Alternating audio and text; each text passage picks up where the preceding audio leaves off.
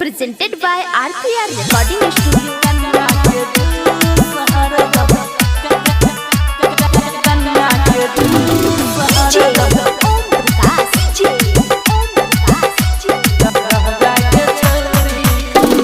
चश्मा लगा के हिप्पी कटा के मारे छा गजब के लू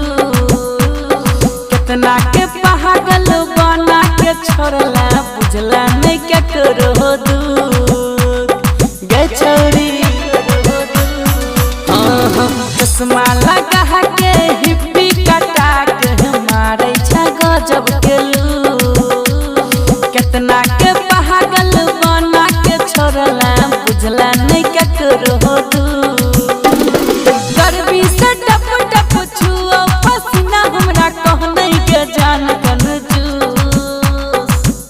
हमर पीले न गन्ना के जूस हर रहबा के चौरी खुश हमर पीले न गन्ना के जूस हर रहबा के चौरी खुश पीले न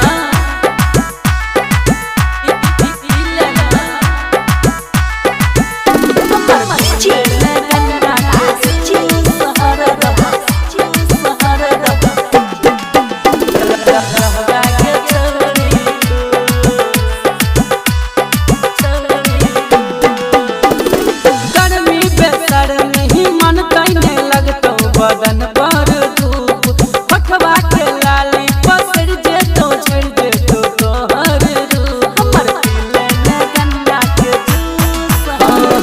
गर्मी बेसरमी ही मन तो नहीं लगतो बदन पर धूप पठवा के लाली पसर जे तो छड़ दे तो तोहर रूप छही बबाल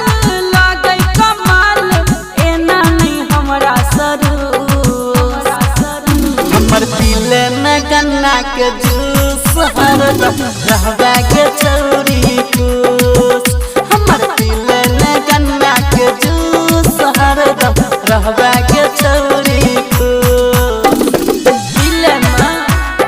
गन्ना के juice Har Presented by RPR Recording Studio. हमर पीले न गन्ना के जूस हर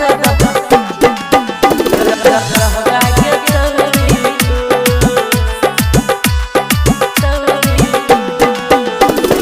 करे नहीं माना भगलियो दीवाना नहीं करे इंतजार रखबो बना के दुल्हन अजित से कले न प्यार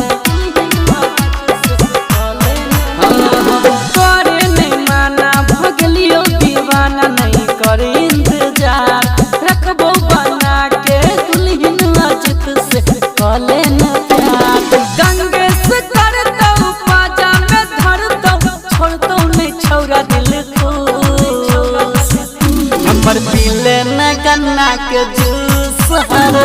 रहबा के चौरी को